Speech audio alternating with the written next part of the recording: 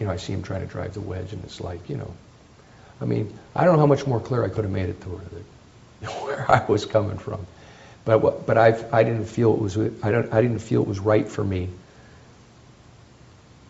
that I start actively recruiting her. So, but I got it out there, and then she said, May 9th, he's going to come on May 9th because they have the Dianetics.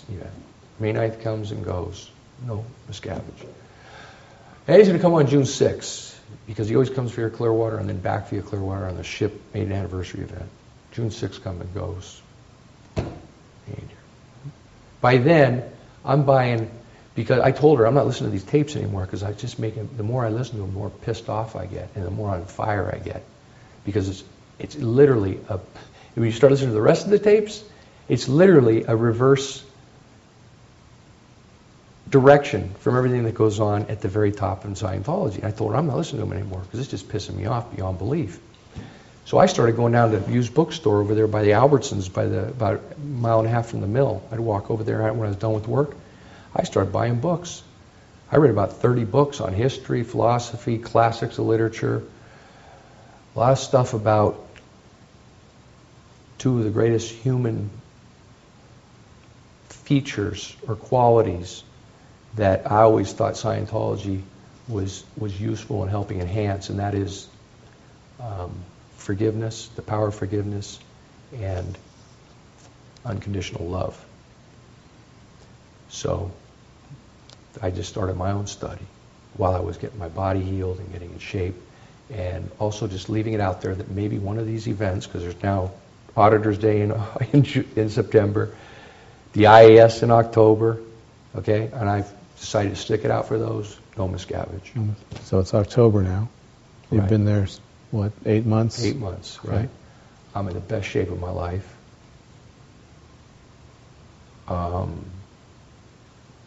I had Thanksgiving. Well, the only friend I had, I didn't talk to nobody. I mean, nobody. She stopped coming in. When I made it clear we were going to have a showdown on black Dianetics, remember I told you I became sort of a radioactive particle? She never talked to me again. I mean, for months. And then I raised the issue again in November. It was after eating dinner with her Chihuahua dog. Thanksgiving dinner, I had a nice thing. They gave me a plate. They'd leave me a plate of dinner, and I split it up with the dog, and I had you do what you do in the circumstances you're in. So I had a family dinner with this Chihuahua. And I said to myself, you know what, I'm not spending another holiday alone. So Thanksgiving passes, and then what happens after that? All right, well, I finally at some point took up with Ann that I was going to get this thing resolved. It's just, I'm sitting around here, what do you want me to just rot or what? And the response to that was no response. But I did notice the next day that she and the rest of the women that she was living with in the apartment from RTC moved to the other side of the hacienda. So I decided at that point, well, it's just a matter of time. I mean, they just don't want to confront this, and they can't confront it. Dave can't confront it, and won't. And so I started contemplating, what I was going to do and where I was going to go, and I really wasn't sure. I kind of thought I would just go as far away geographically as I could. In fact, that's kind of where I gravitated to, the furthest point geographically from the main places I worked at, Clearwater and Los Angeles. I wound up at the very south of Texas, outside of Brownsville on the coast, initially. But I remember the day I chose the day was, I knew it was the last day of the football season, and all I wanted to do was watch a football game. I hadn't seen one in a couple of years, so on a Sunday, I just put some extra change of underwear and toiletries in my carry bag that I always took down to the mill. And matter of fact, I don't think I had really even firmly decided that I was going to be the day. I knew it was going to be someday. And I walked over there at noon on a Sunday, and there was nobody there. So I just decided to just keep walking. Walked a couple of miles, got a cab over to Tampa, and found a hole-in-the-wall bar and watched Tampa's last football game of the year that year and got drunk with some guy off the street. And hung out till 4 o'clock in the morning, ate a pizza in the park with the guy, and then got on a bus for Orlando, got a car from there, and took off. And that was the end of it.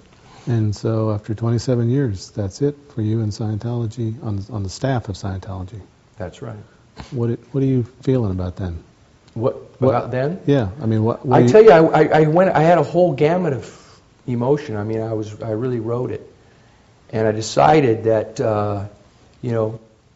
that part of this whole reverse Dianetics trip that Miscavige runs all the time is to get you to have this sort of false front of no emotion, which is, again, 180 degrees contradictory to what is available in the subject, because the whole subject is really very simple. It's really intended to make you more you, and make you be able to freely, feel the appropriate emotion of the moment. One thing I decided to do, I wasn't going to try to hide from my emotion, and I experienced every emotion on the scale, up and down.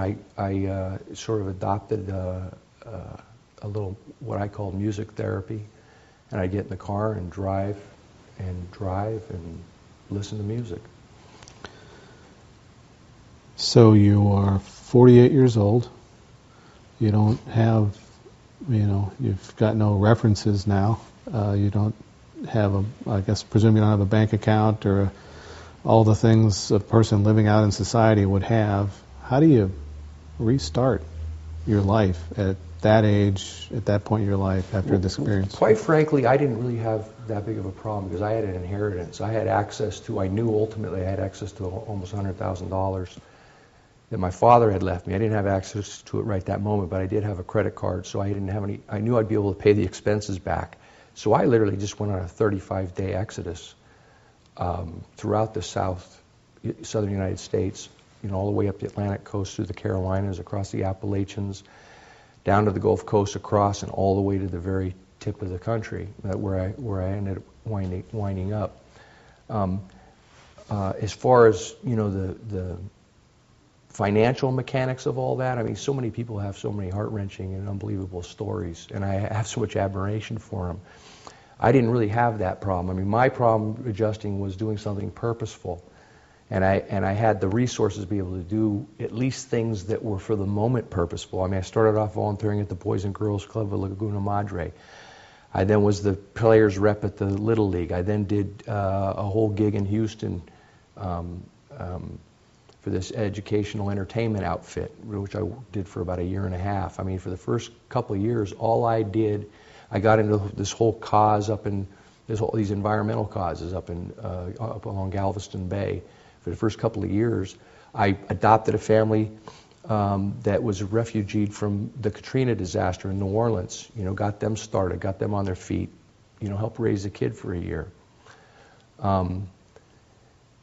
My problem was getting out of doing purposeful things into doing mundane things to make a living. So it was really, for me, trying to find something purposeful.